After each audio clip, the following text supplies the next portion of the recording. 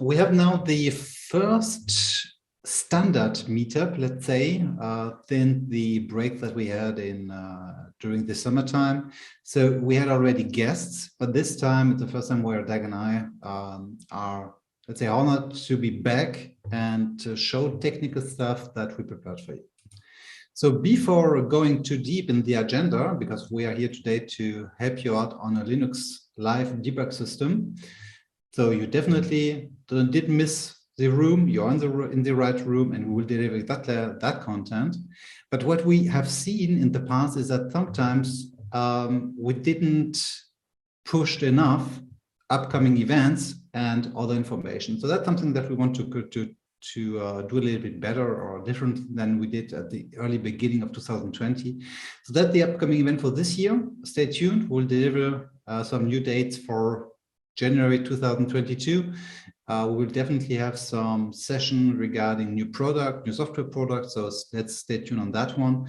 But in the meantime, in December, we have a session together with our CTO, Matthias Haas. So we already had this kind of session last year, where he was so kind to speak about the roadmap, speaking about the general organization of IGEL, the product that we might see in the near future and that we delivered in the year. So it's a kind of recap that we will do there. So if you didn't, there is a web page where you can register for upcoming events. So that's where we would like to bring you.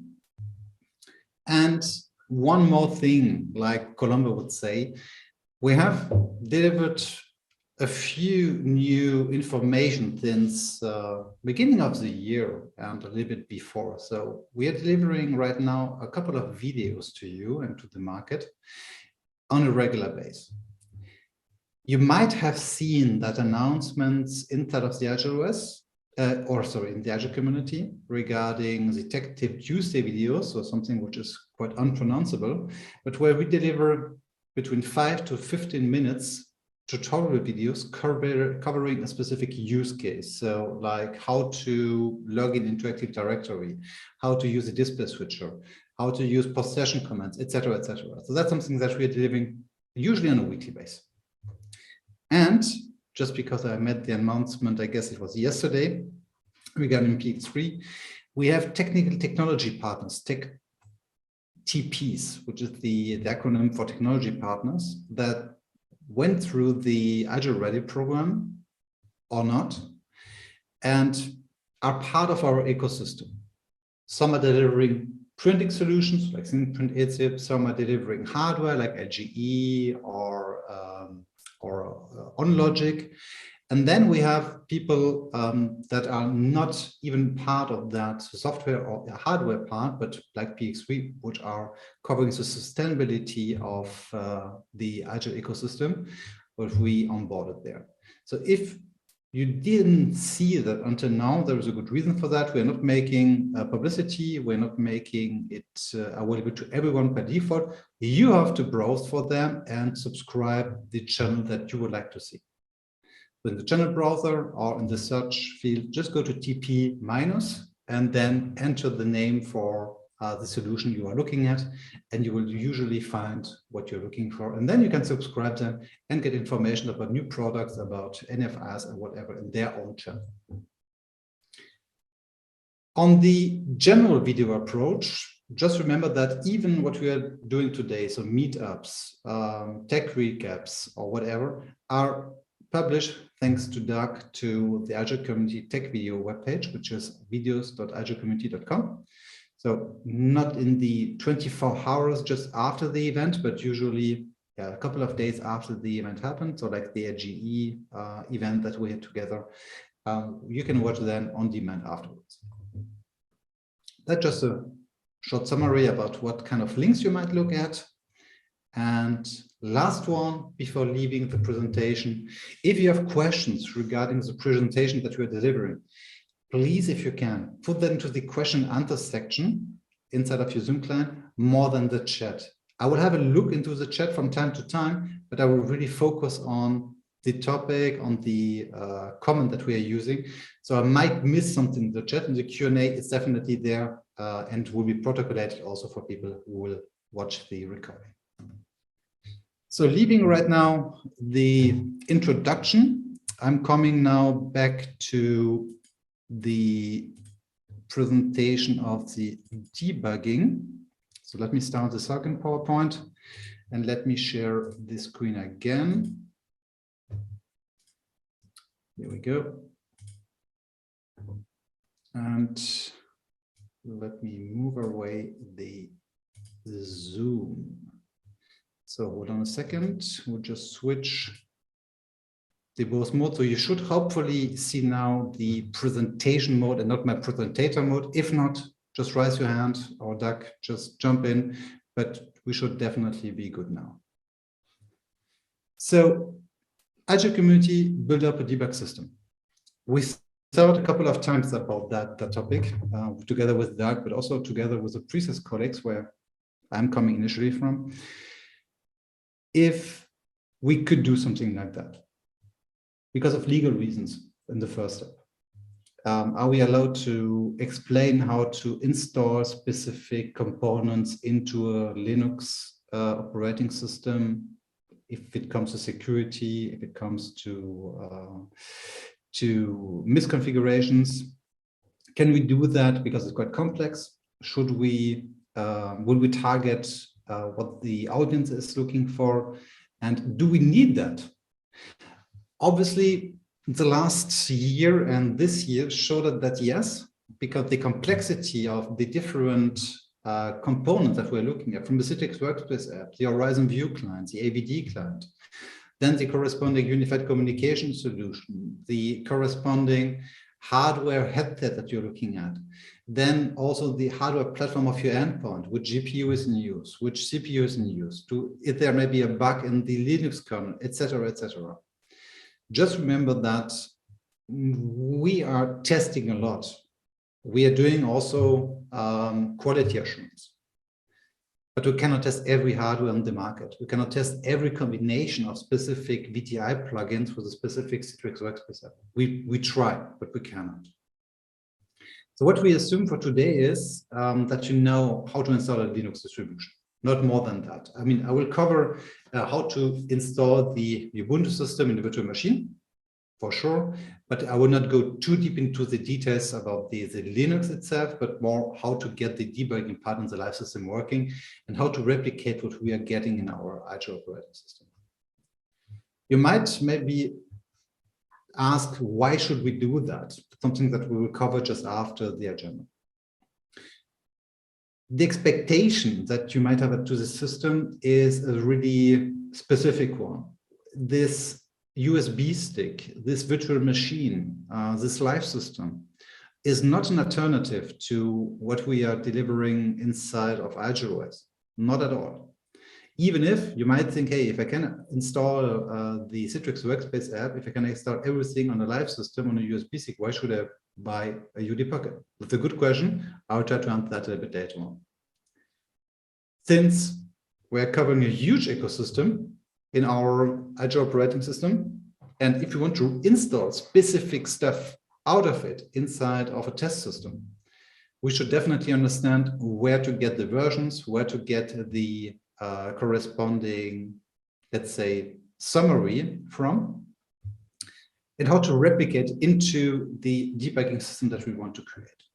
And then I'll show you some pitfalls on how to create a live system. So just covering a few lessons from last session. So if I missed something, just rise in a Q&A, something that you are missing. I will try to cover everything today, especially the PuTTY and SSH comments would be a little bit bigger than usual. So we'll try to cover that. So if you already attended some of my meetups, you know that I'm usually doing kind of introduction. I'm searching for the date of the meetup and looking for stuff that might have been happen on the same day or maybe on exactly the same day as today. So I just found it funny that today it's a useless stuff day. Could be maybe a part of my garage from the picture. But basically, we are doing exactly the opposite today. We don't want to use less, we want to use more. We want not to get small information, we want to get debug information. We don't want to be restricted. We want to have everything in our operating system, in what we are doing the debug stuff. So that's the goal of today. You will never ask again if it's an IGEL, if it's a Citrix, or a general Linux issue, or driver issue, whatever. You should, based on that machine, better understand where the root cause is coming from. And obviously, even if we know where it comes from, we cannot promise that there will not be no discussion if it's a vendor topic, if it's a kernel topic, if it's an IGEL topic, but at least you will help us and you will help you to better understand where it's coming from. So the preparations themselves, disclaimer. I already covered it in a few sentences at the beginning. I cannot cover licensing questions or legal questions when it comes to the software that we are installing today. Some might be proprietary, some might be open source, some might be cost related or just free trials. Please be so kind with me and accept that, because it's such a huge topic to cover that we might not take 1 hour or 1.5 hours, but 3 hours if I would go through every legal question. So I'm just focusing on showing you how to use it, and you are free to grab the information that you need out of it. So I promised it a little bit earlier, the why. Let's imagine the standard use case that a specific piece of hardware is not working as expected. I had the discussion today and 2 days before regarding a smart card reader, which was not recognized by the IGEL operating system. Besides the fact that it was BIOS related, the first approach is from our side, from IGEL side, to say, hey, if it's not working on IGEL OS, just start a plain Ubuntu 18.04, 20.04 installation on a USB stick, on a pen drive, and boot it on that hardware.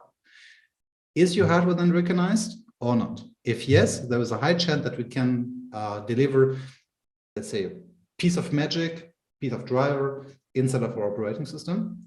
If not, it's getting tougher.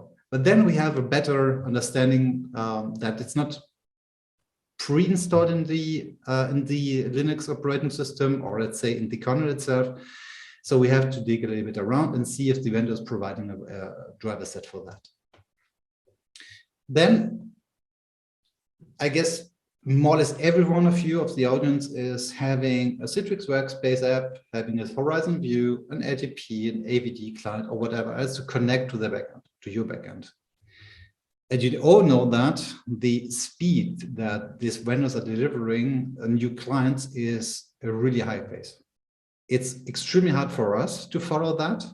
And the amount of private builds this year and the years before were just crushing everything we were thinking of.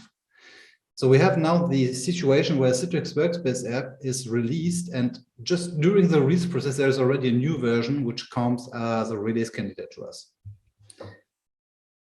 That's something that you might then consider inside of the session of today, is deploying, let's say, more faster or just faster Citrix Workspace app version inside of a USB stick and testing if the issue that you are looking at is solved or not.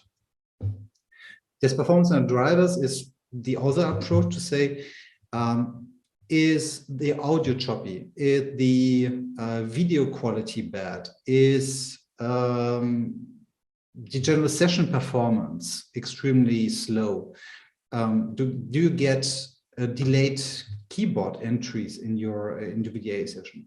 That's something that you can then sort out, because sometimes it's related to your GPU, it's related to some network hiccups on the endpoint, or not recognized network speed. There is really a high amount of possible issues. Obviously, if you're installing the Ubuntu system on a plain system, you would also lose or licensing, or if you do that on a Windows machine, you might lose it. So installing on a pen drive is not a big task, I guess, but sometimes some administrators are not used to do so. So you might also face some data loss. The IGEL operating system is mostly read protected or volatile. So after a reboot, most of the logs are gone. Sure, you can use the debug partition to save them, but usually they are flushed. And inside of that log stuff, if Citrix is asking you or VMware is asking you to deliver logging information to their support, you might have also have the situation where you might hear that our implementation is not the standard implementation, and therefore they will not investigate further. If you can replicate it on your USB stick, so plain Ubuntu, what we're doing today, yeah, and you should be good, and you can deliver whatever the one was looking for. Check compatibility of Linux with is just a general approach. Hey, is my webcam working with Ubuntu? Is my onboard Wi-Fi chipset recognized by the kernel or by some third-party drivers? That's something that you can then easily deploy and use. When I say feature requests and creating feature requests, I'm not speaking about you especially, but you might have a call with your sales rep from IGEL, or maybe your pre-sales resource, and asking him, hey, can you do that? If you can deliver the information that it worked on that specific kernel, that it worked after the installation of that specific library, that's something that helps us, and especially our dev people, to deliver your solution even faster before just having the request, hey, I just need that. I have no clue how to deal with that. Can you do something like this? That's something that takes more time for us to investigate. So if you can also deliver that kind of information in prior, that's even more grateful. And last but not least, help others. Because even if you might have just tested a small piece of that chain on your side, but someone else is asking the IGEL community, hey, I have an issue with the HP GL 360, whatever hardware revision. Is there somewhere in the world someone who is having the same issue? That's something that you can definitely test in seconds then, without having the need to rebuild a USB stick somewhere. So that's our approach, help you and having you helping then others. Coming back to the technical topic now, I said that we first need to understand which kind of version, which kind of software is inside of IGEL OS. So just a small list of links that I would like to share with you. Even if the KB is a great tool and we might see there also some improvements in the near future, I must say that the release notes section of the KB is not my favorite one. Just because, yeah, I don't know, I'm a text editor child and I just want to have every information in one small document where I can search for and not having to go into submenus. That's just my personal interpretation and my personal preference. My preference is to go to this myigel.biz webpage, which should have been gone for 5 years now, I guess. So much people promise that it will die in a few months, in a few weeks, but it's still there. So I know that it's not the standard approach to get release notes besides the igel.com website, but that's something that I can share with you. That's where I'm looking at, just opening the text file and then having everything inside of one document. And it's pretty handy, in my opinion. And sorry, you can also download it into your file system if needed and grab for it. Last but not least, the IGEL community itself, where we have a new product release channel where we are sharing with you the release notes of private builds, but also of new UMS, ICG, and IGEL OS versions. That's where I would look at. Now that we know where we can get the software itself, we are not sharing everything with you inside of the release notes. We're not sharing the exact operating system. We are not sharing the architecture. We are not sharing the kernel version, and we are not sharing, at least not quite easy to read, which kind of window manager we are using.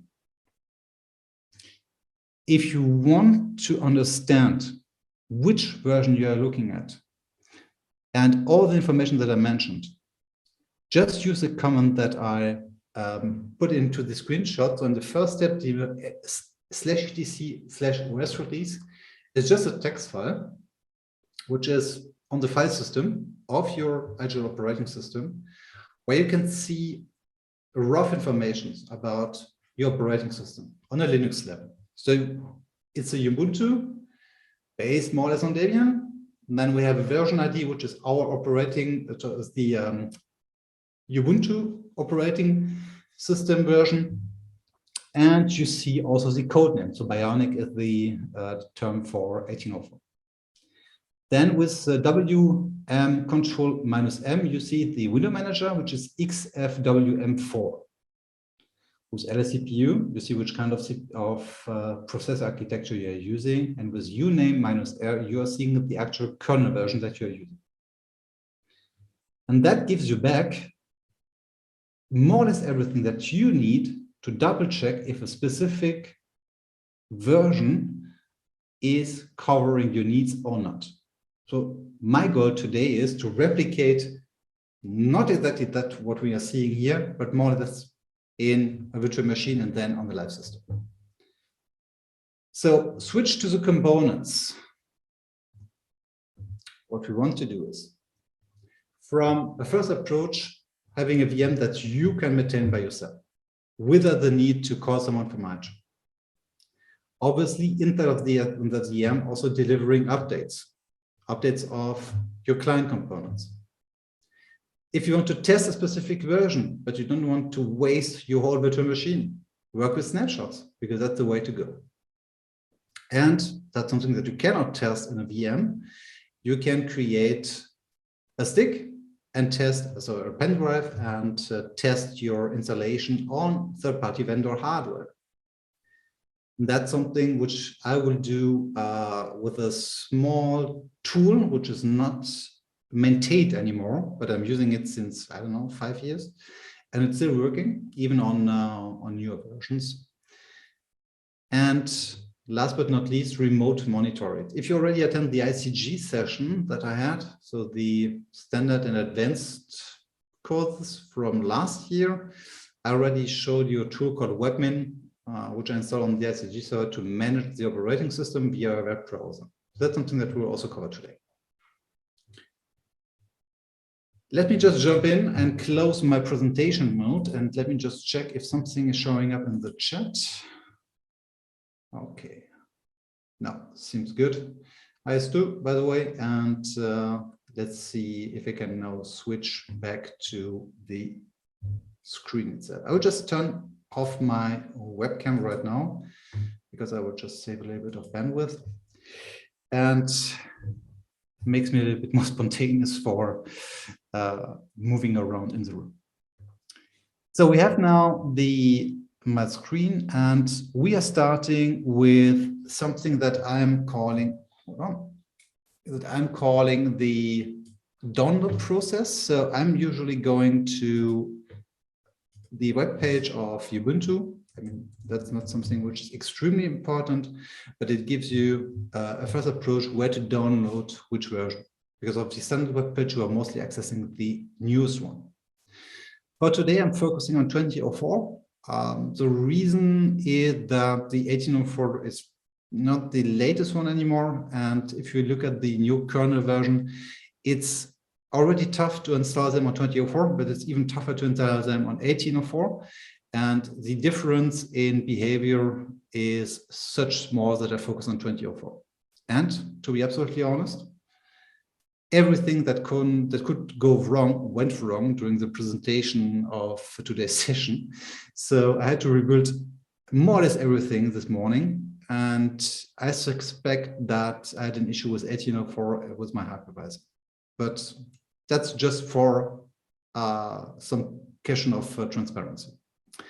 So I will not download again the ISO, but just showing you what we need. So we need the desktop image. We need the 64-bit version, since we see that our CPU is supporting that architecture, and downloading the desktop image. Why not the server image? The server image is mostly without graphical user interface, and the desktop image is, yeah, more or less what you would look at in the IGEL ecosystem. So just click on it, save the file. Like I said, I already prepared it on my side, so it's already downloaded, and I have it over here. What I'm doing next is to create a virtual machine.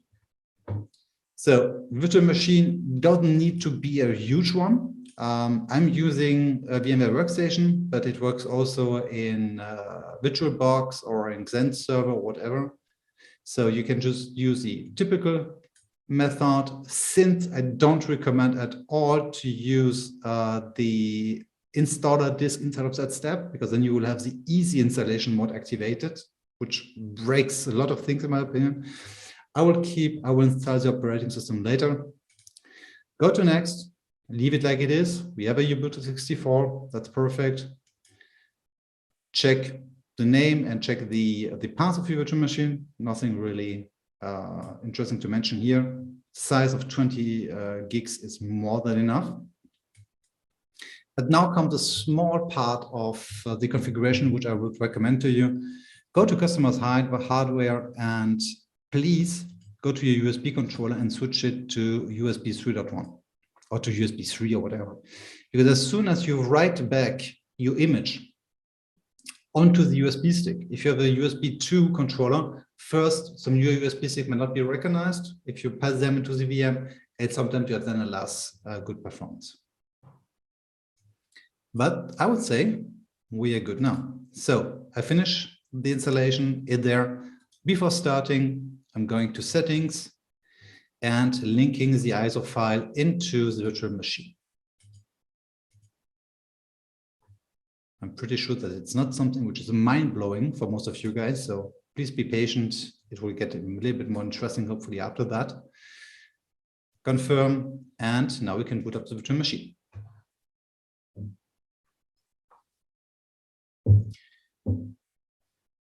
So I have also created different snapshots just to save some time.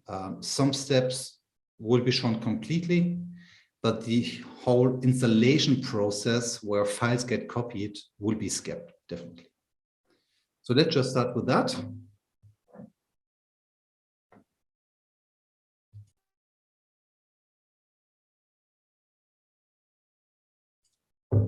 It's fun. During the preparation, it took a few seconds, at least from my mind, and during the live presentation, it seems to take hours. But that's gaming around with live demos.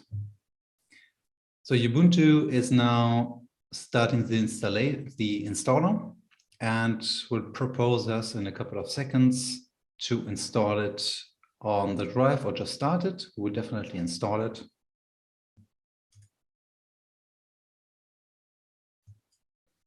Here we go. So that's one of the, let's say, first thing that you might notice between 1804 and 2004. It's a virtual background. Here we go. Go to install Ubuntu. Check your keyboard language.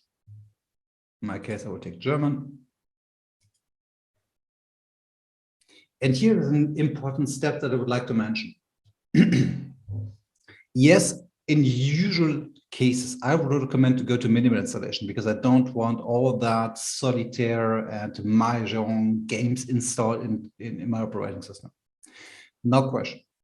In our case, I would leave it on normal installation. I will explain that a little bit later on, but some tools that are installed by default are more than welcome.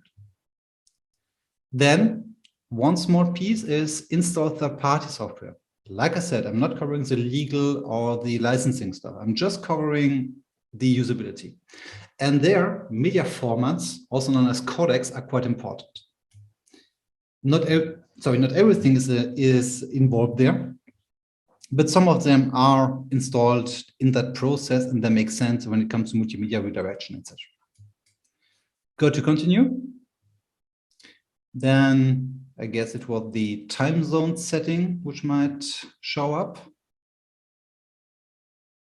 Oh, now the resizing is there.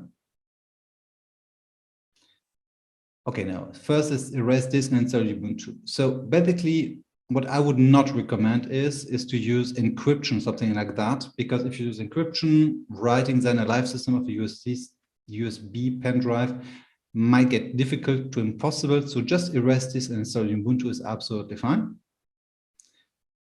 Install now. Yes, I mean, It's a virtual machine. If you do that on a physical machine, please double check everything, but in a virtual machine, we are good. We should be good. Now the time zone. And then again, a small piece of things that I would like to mention here, just to save some time. And just because you might also handle out that USB pen drive as a live system to an end user, to having her or him testing something, please do your own a favor and say login automatically. Because even if I just put it IGEL on IGEL, yeah, an end user might be annoyed to enter a password on a local operating system. So in that case, I would say, since it's not a highly critical machine, just keep it with login automatically. Then go to continue, and the installation is starting. That's something that I will now definitely interrupt and go to another virtual machine, which I prepared with the installation itself. So power off, and booting up that one. Let me revert the snapshot to after install. Yes, and boot that machine up.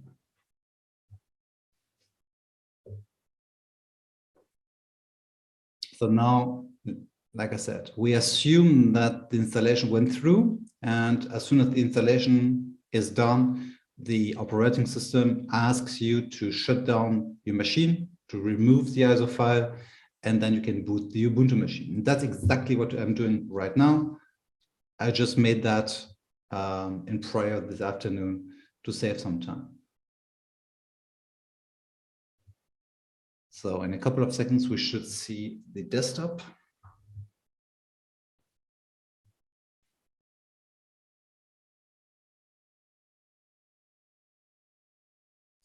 And here we go. So that's more or less the, I would call it first run wizard, like you might have seen it on the IGEL operating system, but in that case from Ubuntu. No, we don't want to install some online accounts. No, we don't want to set up live patch. No, we don't want to, I would like to help improving Ubuntu, but I don't want to share my data. So no, I don't send system information. Privacy, all good. We don't need anything there. And we are done right now. So for the first time in our life, we installed a Ubuntu virtual machine, which is amazing. But now we are coming to what we want to do for the debug system.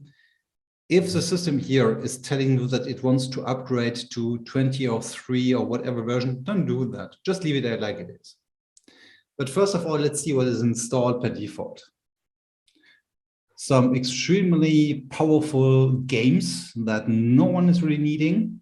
LibreOffice, yeah, might be helpful, but honestly, in that case, if you want to debug something, I don't think LibreOffice is something we will look at. With the Remina, which is a tool that we will cover a bit later on, which is extremely helpful and extremely well written. Rhythmbox, not that interesting, but we have a terminal, and that's where we want to look at. So let's start the terminal. Here we go. And just because I'm a lazy person, I will just put that to favorites, so it's stored into the taskbar. No, we don't want to do the update that way. So now we are back into the good old terminal, and we can issue a few commands. The first command that you might already have seen in the ICG course was to update the repository. With end, we are combining it and saying after that command, issue directly another one, which is upgrade. In that case, really installing the updates. And if there is something which is not needed anymore, please remove it, just because we want to save some space and keep the system as small as possible. You remember, during the installation process, I entered a password. In my case, I will stay extremely secured, and I entered IGEL. And for sudo, so meaning that I'm issuing a command in a root context, I'm starting it right now. So we see a lot of updates showing up. And for those of you who have seen the wizard, it should have already downloaded a lot of updates during the installation process, but still, you see here it's a lot. So I will do again power off that machine and revert to a snapshot version after the update download, because it's just useless to look at the updates downloading, and we will have the ability to see a lot of download processes today. So we'll just keep that and revert to the snapshot version.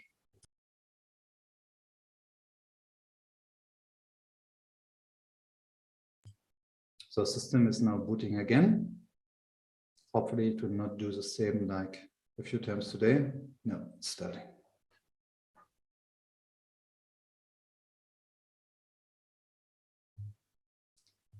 So you might already have seen that on your maybe private Raspberry Pis or whatever. Beside updates, if you want to install a specific application, you can go through like the Ubuntu software repository, but usually you will go to the terminal and saying apt install. What could we do now? Oh, yes, right. Before doing that, let's issue the command ifconfig, which is one of the most common commands to check your network interfaces. Oh, it's not there. Okay, then could be another approach to say we're using netstat -IE. Not there either. So the system is such intelligent that it tells you what is missing. In that case, I would say, hey, install me the net tools. And just because I know that it's needed by other products too for compiling and building packages, there's a pocket called Build Essential, which is covering, I'm not an expert in programming, but some encoders, some compilers. So here we go. We'll just install them first. Yes, there are a lot of dependencies, but if you look at the size, it's not that much. So as soon as that one is downloaded, there are also other commands to check your IP address, no question, but the net tools are covering also some other tools that I find extremely helpful. So I'm installing them by default. And as soon as this one is done, I will cover the SSH server, just because it's easier than for you as an administrator to do copy and paste. You will see that I will do so. I have prepared some comments. I have prepared some command line command that I would like to copy and paste into the terminal. Doing that through a virtual machine can work in specific cases, but I had, let's say, less luck when it comes to special characters like double dot, slash, backslash, and whatever. And they were sometimes misinterpreted. So I just said, okay, I will use SSH because it makes it easier. So coming back to SSH, quite easy command. On some other distributions, it might be SSHD for SSH daemon, but on it's just SSH. And the great thing here is that after the step, you're done. You don't have to, you can, but you're not obliged to doing some configuration in the SSHD _config tool file. So you're just going doing here, check, is the service really running? Yeah, it's there. So you see SSH daemon in there, it's active. So we should now, after checking the IP address, Murphy's Law, it was clear that it will change the IP address. So let's reload that one and going to this one and save it again. So I'm using PuTTY. I didn't mention it, but it's, since I'm now in the Windows world, I have a dual boot with another Linux distribution, but here I'm in Windows, so I'm using PuTTY as an SSH client to connect to my Linux machine to issue inside, let's say, a remotely command in the command line. So that's what I'm doing here. Opening the session. Yes, I trust the key. Logging in with IGEL and IGEL. And before doing something else, just keep my promises and change the appearance. I would put it to 20 maybe, and see if that helps. If not, just put a comment, please, in the question and answer section. I would be happy to change it to something lower or higher. So now that we have SSH there, we can do what we wanted to do. installing the first application that we have in IGEL OS. I want to install a browser, yes, because it's something that we need. We already have Firefox pre-installed, so no need to install Firefox, even if we are using the long-term version, like the ESR version in our operating system. Having Firefox is enough. You can also download ESR version, but honestly, that doesn't make that much sense in my opinion. So I'm using Chromium first.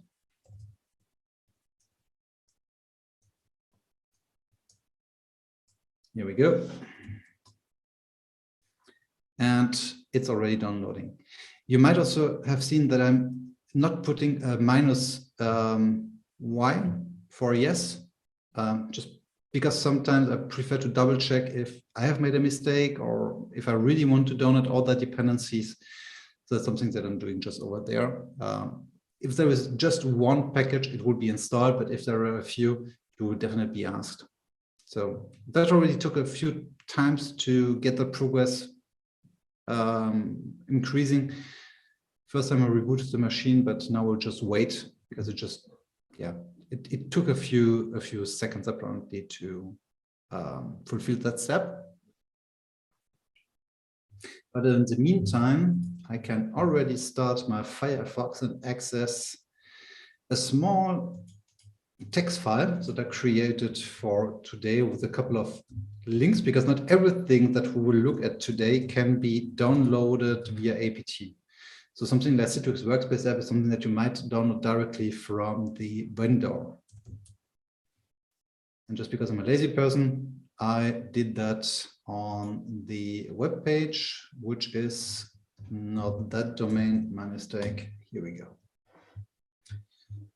So let's go back again. It's still on 20. So I would say, let's start with downloading in parallel the latest Citrix Workspace App client. It's something which is freely available. You don't need to be registered somewhere for downloading the Workspace App client, even on Linux. So just in case, go to that link to the latest version, and you can then test everything you like. We published today a Citrix Workspace App private build with 21.11. But let's imagine Citrix delivering tomorrow 20F12, we might take some days to get it implemented. So if you want to test it, feel free to do that now in your debug system.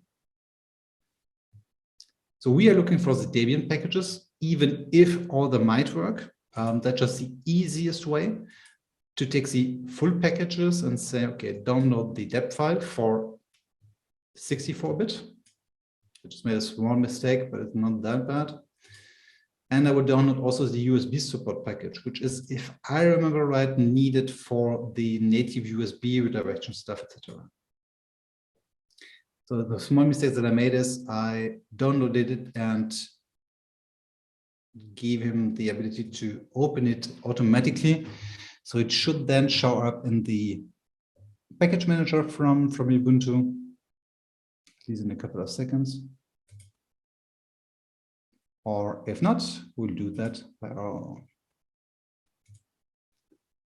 No.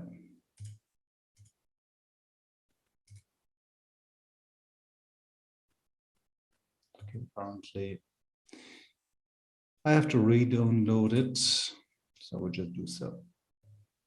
And save file. In that meantime, we can look maybe at our Chromium installation. So we are good. It's had the latest Chromium browser available in the repository installed without any error messages. So we should be good. Just to save some time, I would say, let's now go back to RDP. We have a tool which is called Remina inside of the Ubuntu system. And this tool is, like I said, extremely helpful. Oh, not there. Hold on, close it. Okay.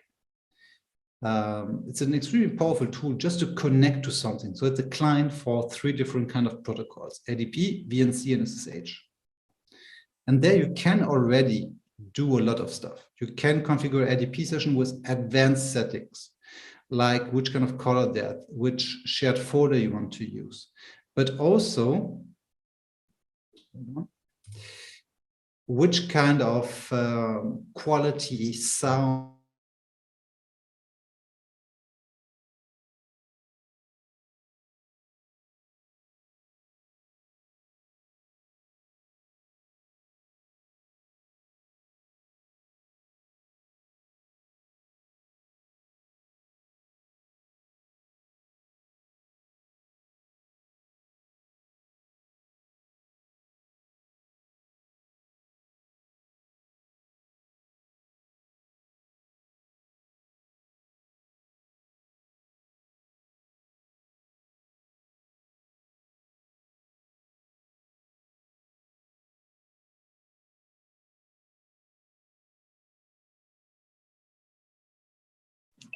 Fun fact, I said that everything that could go wrong went wrong. No, I had now a blue screen on my Windows machine. So hold on a second, just have to reboot, but I will be there in a couple of seconds. I thought it was my internet this time. No. Here we were talking about how crappy my internet was. You go dead, and I didn't want to say anything, but it's just my day today. It's my day. So I just need a couple of seconds to boot up everything. So my Windows is starting right now. I will log in, start my VeraCrypt container. Can I be sing something in the meantime? Thank you, Stuart. Appreciate that. So here we go, and logging it again. And Windows is starting. So no VeraCrypt. Here we go. My password. So since this is sort of troubleshooting how to debug and stuff, so what do you do with the blue screen? Honestly, throwing something on the computer. Or throwing the computer. Honestly, I don't know. I had the feeling today that something went wrong with my memory, so with my RAM, but I couldn't really feel it. And apparently it's something that just happened again right now. So I guess it's something with my RAM. Okay, hold on. I will just boot up my Zoom again on the main PC, and then we can share the screen again. I just have to set up a few things, but we should be back on broadcast in a second.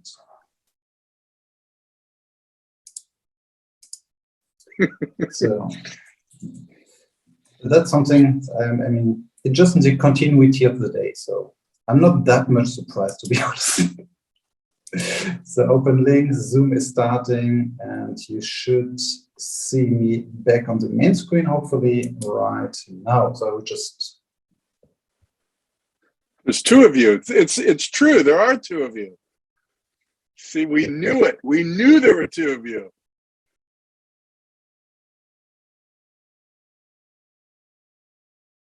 We can't hear you on mute, buddy. Thank you very much. Let me just start again the virtual machine, and let me start my notes on the other hand, and then we can go back to topic. Share documents, presentations, 2021, and community debugging session, and the procedure itself. Here we go. Go back on mute and Yay. Be quiet. Here we go. Thank you very much, Dank. And now sharing my screen again.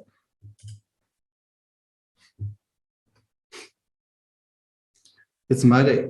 So now you're seeing a kernel panic on my virtual machine. Hold on. I hope that it's just the last state. Let me just reset the virtual machine and see how it works then. Because my plan was not to debug the debugging system today, neither my business laptop. So let's see what happens to the virtual machine, if I'm lucky or not. If not, I will just use the, I will just use the other machine that I had and issue the command there.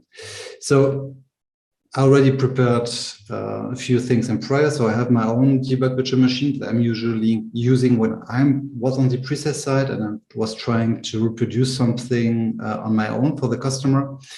So I will just boot up that machine and cover the comments together with you. So we have the Citrix part, which is downloading 2 deb files from Citrix, and Debian package files can usually just be double-clicked inside of the GUI. So that's pretty easy usually. You just have to install them through the software manager. On the other hand, you have sometimes products which end up as a .bundle file. And that's a little bit tougher to get installed. So let me just restart my small document. Like I said, it's already everything installed in that machine, but better than nothing.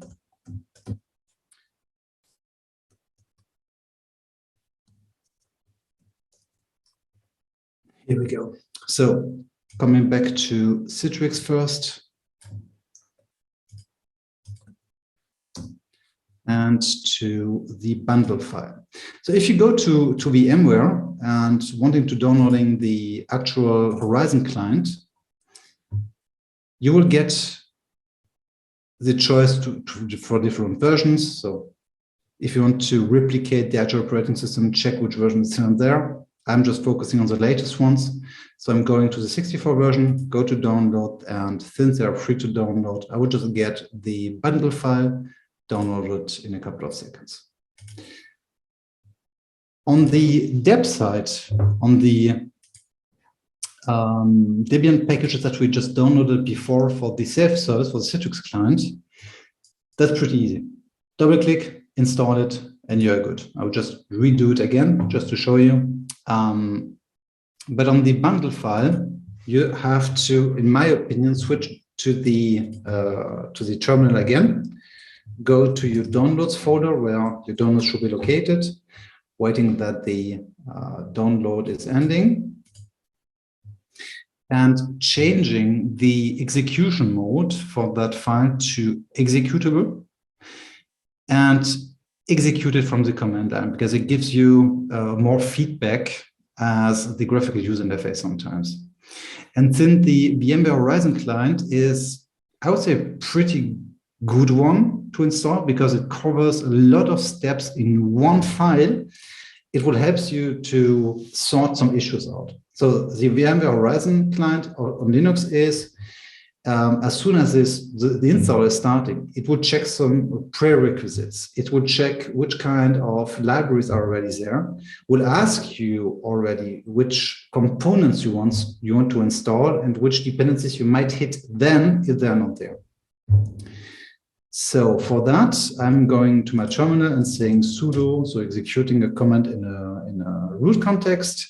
Change mod would change the write on the file and what you can do with it. With +x, I make it executable. And I'm now putting the bundle file as my target for that command. Now the file is executable, so I can say sudo /VMware Horizon client. And as soon as I hit enter, now I will get the installation. Since it's already there in my virtual machine, I cannot install it again, but it will ask you for if you want to use the multimedia redirection, if you want to use the HTML5 redirection, the client, etc. Everything is inside of it, so it's extremely handy. In the meantime, I will just power up the virtual machine and try to restart the installing from there, by the way. So instead of the Citrix client, where you have to download 2 to 3 different components, you can also do everything in one step on the VMware side. So let me check if that one is working.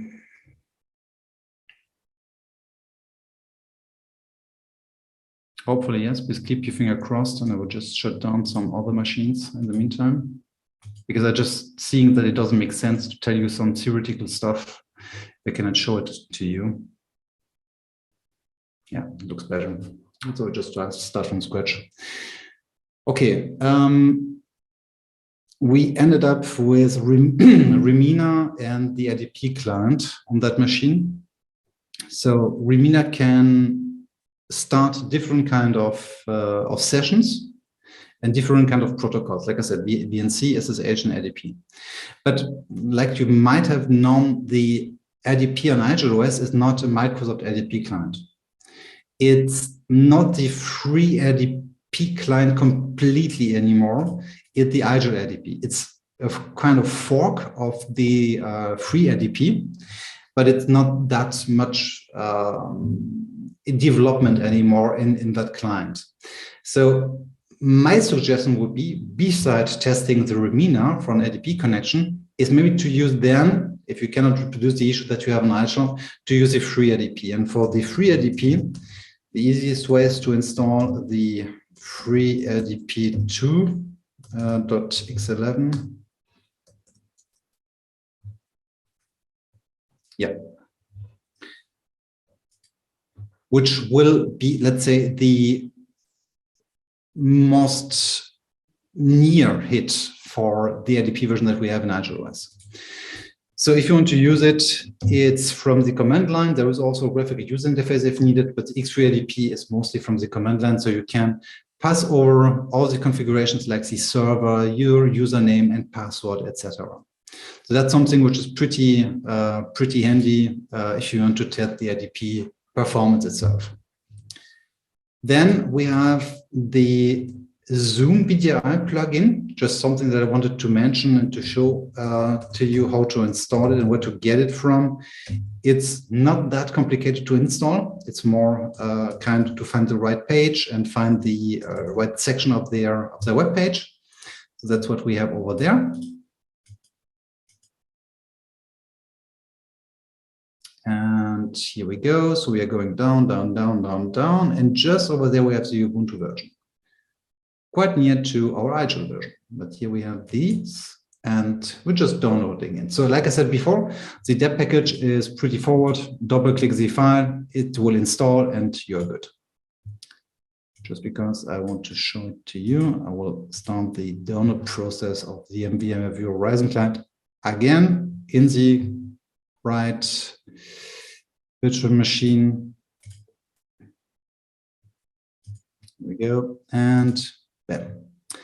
So now that we have the Zoom VDI plugin downloaded for Citrix, we can just open the file from the Firefox itself, and we should then go into the Ubuntu software and showing up then at an installer file. And here we go, waiting for the Horizon client in the meantime to show up. So going to downloads, sudo change mod +x VMware, just waiting for the download to happen. Let me open the Zoom VDR Citrix plugin installer by hand.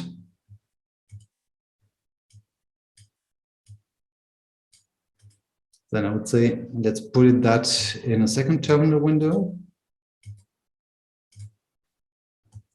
And let's see what the command line is giving back. So sudo package -i and zoom. Okay. Don't tell me why it took so long.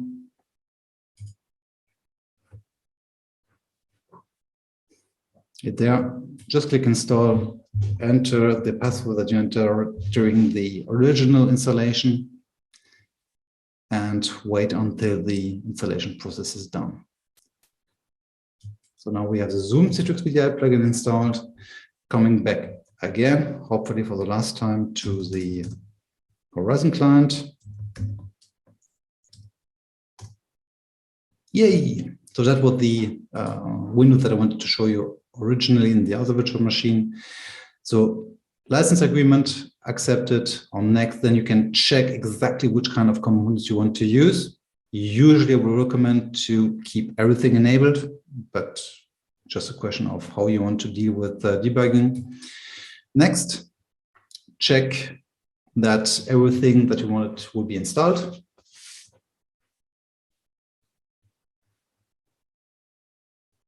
And now after registering and installing the corresponding services, I would also recommend to press the scan button just to be sure that all the corresponding dependencies are met.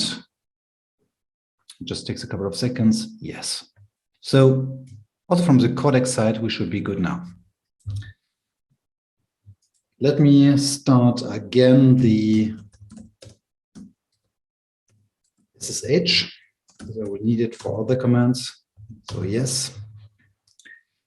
And now that we covered, let's say, the most common clients, so we have installed before the crash, Chromium, Citrix Workspace App, Horizon Client, X3 ADP, Remina was already installed there.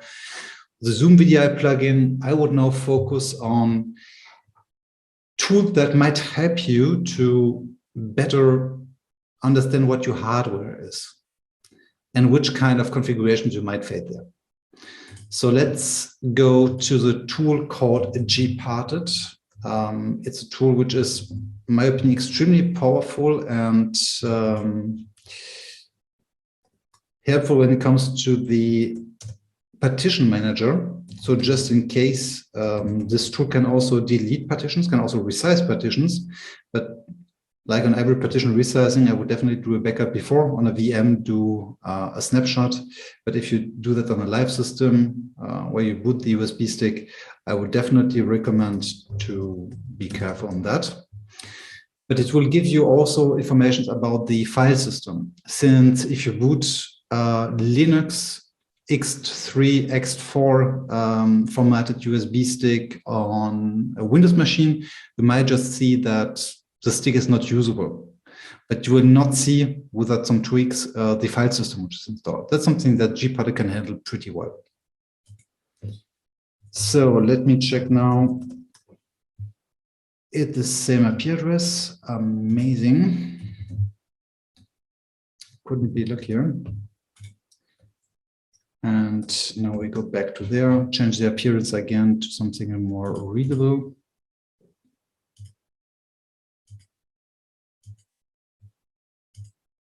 Here we go. So Gparted, like I said, is something which is only related to partitions that to your hard disk.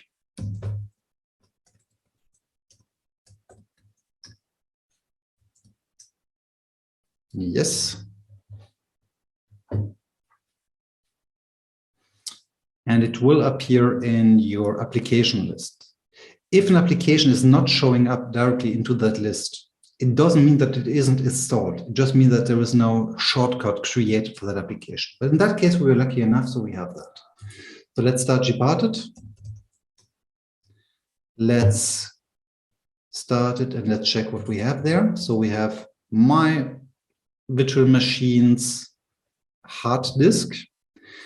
But if we could be happy to connect our USB stick, let's see if that worked. I would just connect my USB stick again to that endpoint, refresh devices and see if it was recognized. No, it's not there, but I would just check that a little bit later on. But Gparted can, like I said, now take over an existing partition, resize it or delete it. So that's also helpful if you have a USB stick where you're not sure which kind of file format is installed there. Then we have a tool that you might have already seen on the IGEL operating system, which is called Hard Info, which will give you hardware information about the hardware where it started. So it's something that I'm installing with Hard Info. And I guess as soon as it will be started, you will better understand what I'm referring to.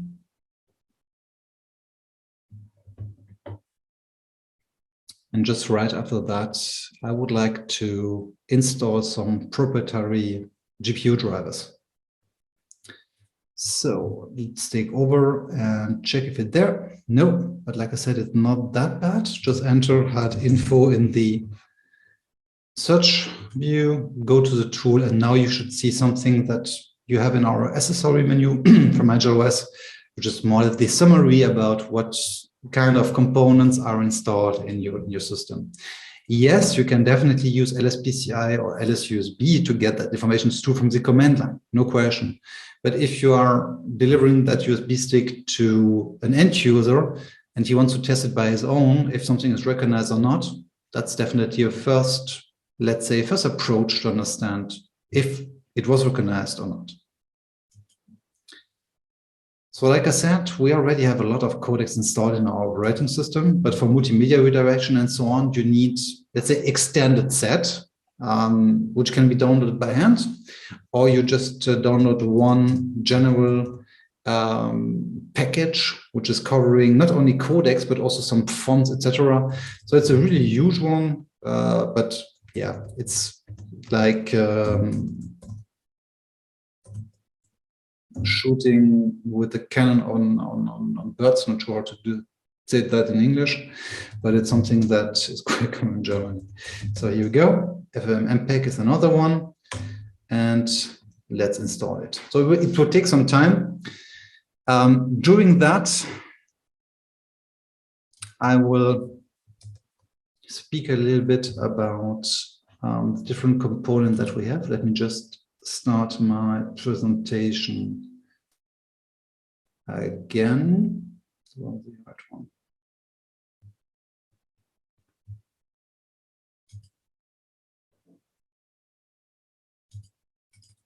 Should be that one. I made a small summary at the end.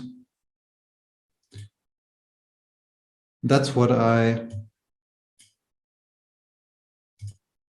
identified in the before we start. So I want to install the Firefox, the Chromium, which is already done, the Citrix Workspace App, the Horizon View, FreeADP, Remina, Zoom Media. So we already checked and done. So then we go to the extended information. So the codecs, Gparted, we are good. Then I would like to cover some GPU.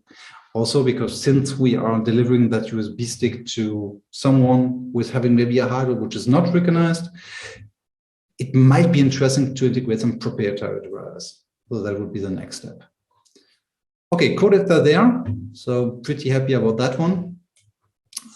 Then it depends from the GPU you're looking at. So I will just cover, let's say, the most common NVIDIA, most common AMD drivers.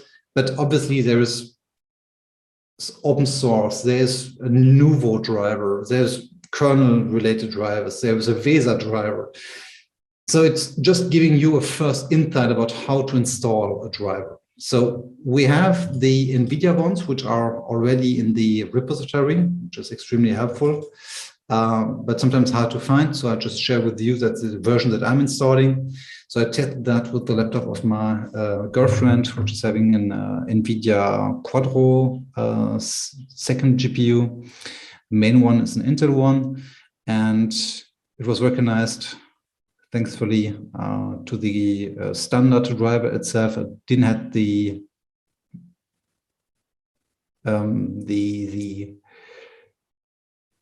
I was not obliged to take the NVIDIA ones.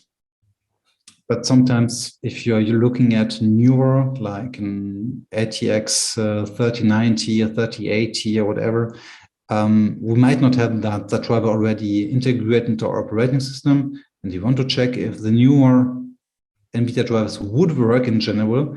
That's something that you can do here by installing the latest drivers inside of your virtual machine before writing it back to the USB stick itself. So I'm just going already into the AMD ones. So here we go.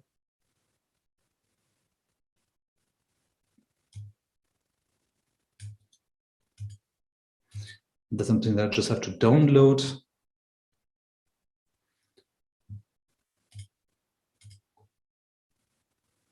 Here we go. That's a Pro driver I'm looking for, and I'm saving the file just to save some time. You're seeing the installation itself is pretty big.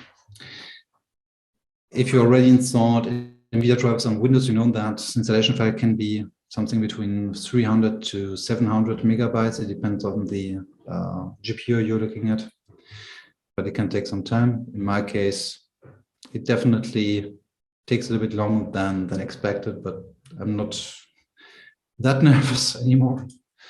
So that one is happening in the background. The other one is downloading from the AMD side. The next step that I would like to cover with you, since we are speaking about debugging, is a tool called Wireshark. Wireshark is a network and I would say more interface-related sniffing tool, which enables you to track, to record all the network information exchanged by your endpoint on every level. And beside the fact that you can record and track that, the Wireshark tool will also enable you to set filter and help you to sort some errors out that are not seen in the log files from a tool. Like if a TLS version is not matching or an SSL version is not matching, certificate signature is not matching, that's something that you might more see in the Wireshark network dump more than in the log file from a specific client component. Then just in the same area, we'll cover also a small IP scanner just to scan the actual IP address area where you are. And last but not least, a Wi-Fi scanner, which is called LinSSID. So that's just a teaser to make the waiting a little bit more acceptable, because now it's really slow apparently downloading. So in the meantime, I can definitely show you that all the components that you are seeing here, all the different tools that you are not wanting to use on your live debug USB stick can be uninstalled by one click, more or less. I just wrote a one row long apt purge command, which uninstalls all the unneeded feature like the solitaire, like the Mahjong and Thunderbird mail and all the stuff in Sudoku that you don't need on a product environment. That's something that we will share afterwards with the presentation itself and with the recording.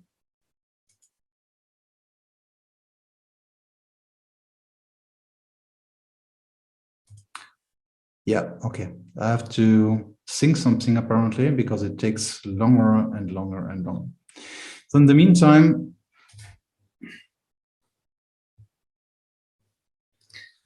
we can do the webmin part, which is maybe something that makes more sense than waiting. So let me just open a second SSH session.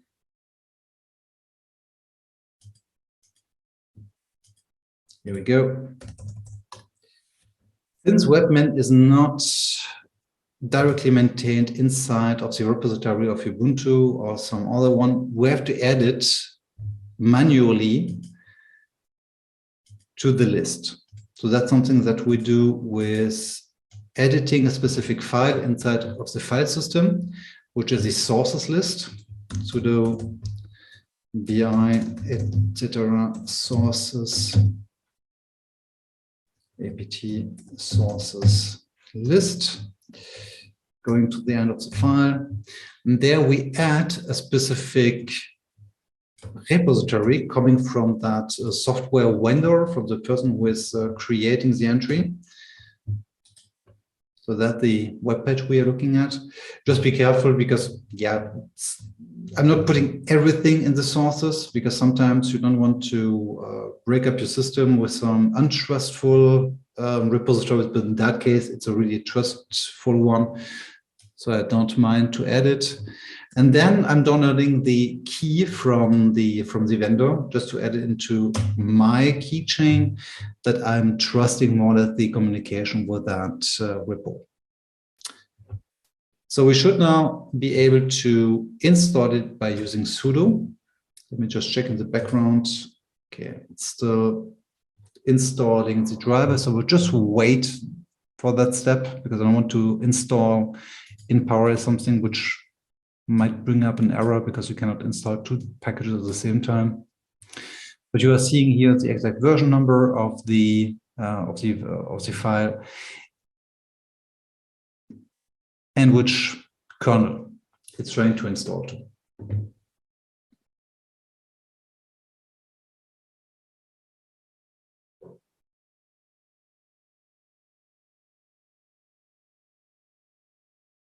If someone is knowing a good joke, please put it into the chat. I count on you, Stu. Or Zach. So we are coming to an end. Unbelievable. I should not have said that.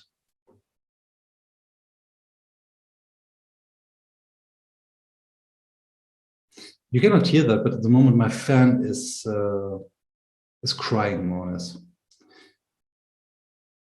from my laptop. It's just not your days, Sébastien. It makes us feel good because this is our typical days and you never have bad days. So I must confess, I know that you're 1, 2 people and 2, you're normal. At least one of the 2 are normal. Yeah, what should I say? What should I say? I don't know. It's something with my laptop. I cannot complain. It's fast enough, but today it's just not my laptop day. So I'm just after the GPU drive installation. I'm now switching to the webmin. It was the next step I wanted to achieve to start that little web page, which is then delivered by a web server from your endpoint, where you can connect to and see actual CPU, RAM usage, disk usage, etc. But also interact with the device, like rebooting it, gathering logs in real time, issuing comments in SSH context, having a file browser to download log files directly from the endpoint.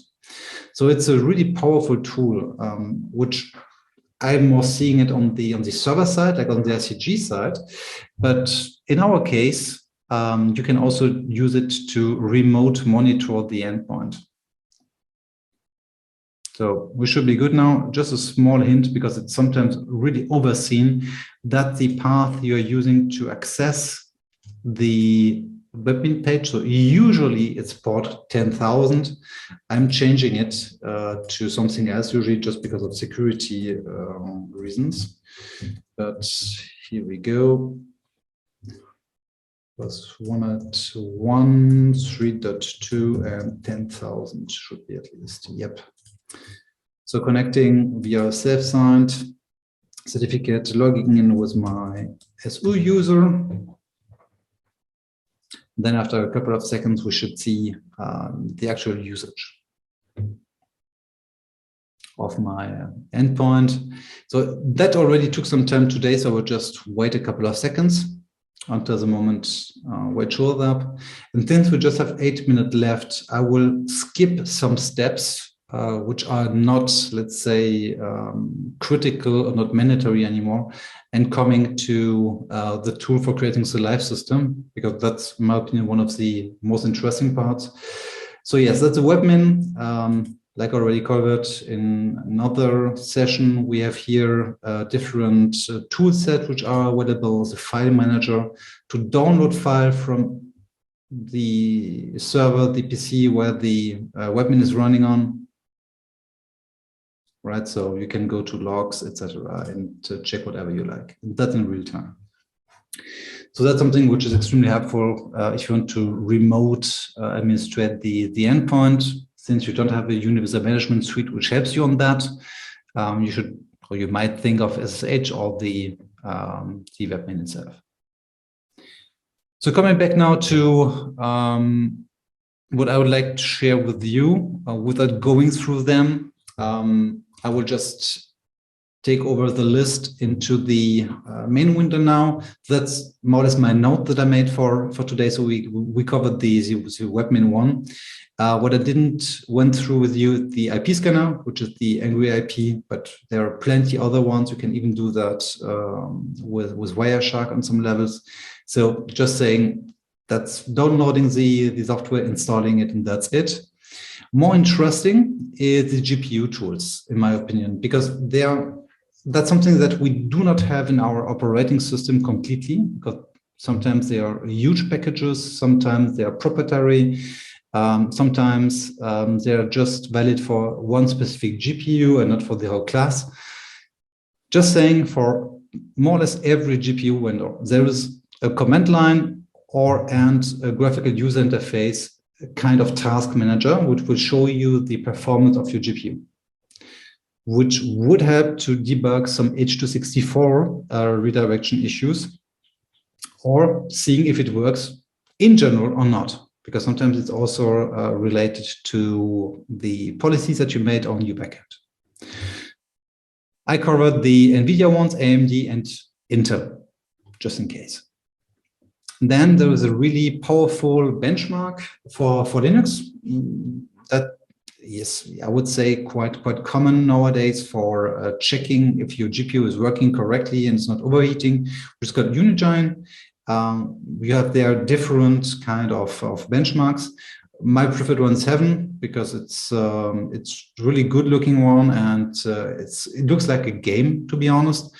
And yeah, it gives you also exportable results. Now coming to System Back, that's, I would not say the main reason why we are here today, because the other one was laughing at me because of my blue screen. Now the other one is to install System Back. System Back is a tool which, like I said, is not maintained anymore and is officially not supported for 1804 and for 2004, but works and still works, and also works with 21. The main purpose of the System Back tool is to create backups. And that's something which I will show you here in my productive debug system, which gives you this tool and creates more or less snapshots of your Linux operating system, right? So you can create restore points like on Windows.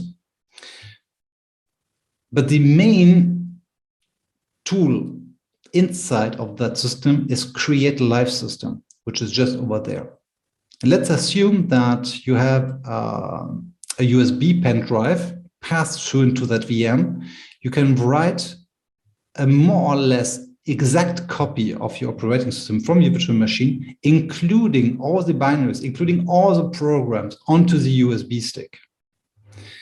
And that's what would help you then to have one, let's say, master device. The master device would be then the virtual machine, where you install all the versions that you might face in your company, and then create a bunch of these USB sticks to get the latest Citrix Workspace App, to get the latest VMware View Horizon version tested by your users, just to be sure that, yeah, what you're looking for is really covered by the latest release, or needs to be covered by IGEL. And what you cannot see at the moment is I connect the USB stick to the laptop of my girlfriend, and I'm starting now another tool. Hopefully it will work now after the reboot, which is called a capture utility, which is the a screen grabber between the endpoint and the remote display. So let me just logging into the machine. Hold on a second. There we go. And let me configure the screen, and you should hopefully see Ubuntu desktop in a couple of seconds. Yes, that's great. Let me just now mirror the screens. There we go. Mirror, apply, and please keep your finger crossed that no blue screens happens anymore. Here we go. So that's basically what you are seeing on the endpoint. And if you remember, let me just move the microphone back to me. We have now under the system everything which I installed. Like Cheese is installed by default. So that's pretty easy. But if you want to test your webcam, like an example, that's something that will show up over there.